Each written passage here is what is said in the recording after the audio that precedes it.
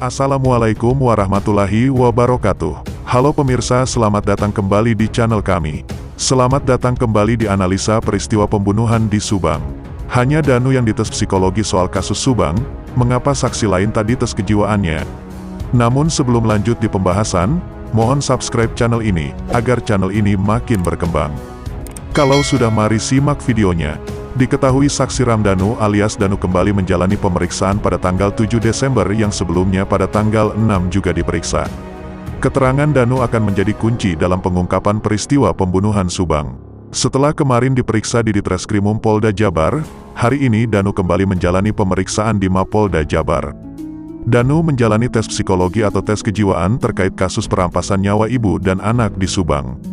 Dari seluruh saksi yang sudah diperiksa oleh tim penyidik terkait kasus Subang tersebut, namun hanya Danu yang dites kejiwaannya oleh tim penyidik. Lantas mengapa Danu harus menjalani tes kejiwaan sedangkan saksi-saksi yang lain tidak? Ahmad Taufan selaku kuasa hukum Danu bahkan mengatakan, kalau pemanggilan tes kejiwaan ini dilakukan secara tiba-tiba. Namun admin belum mendapatkan informasi mengenai latar belakang apa yang mengharuskan Danu harus jalani tes kejiwaan. Agar pemirsa tidak salah persepsi atas berita yang admin sampaikan, diharapkan untuk menyimak berita ini hingga selesai.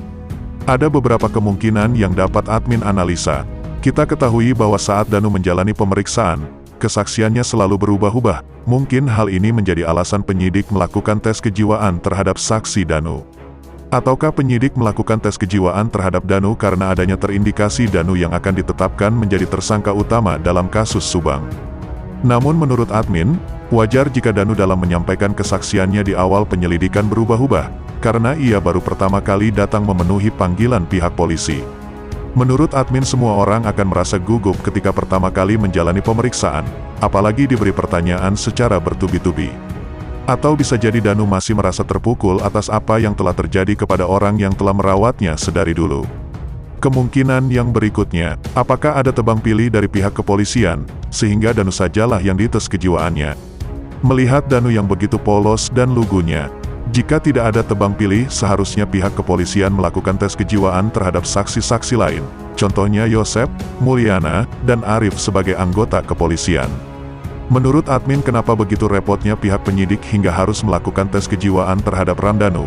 Lantas bagaimana kabarnya Banpol yang hingga saat ini belum ada keterangan yang admin dapatkan bahwa Banpol telah diperiksa?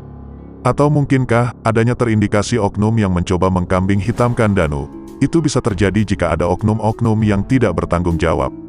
Kita sama-sama berdoa agar kasus Subang ini segera terungkap dan pihak kepolisian tidak salah dalam menentukan siapa tersangkanya.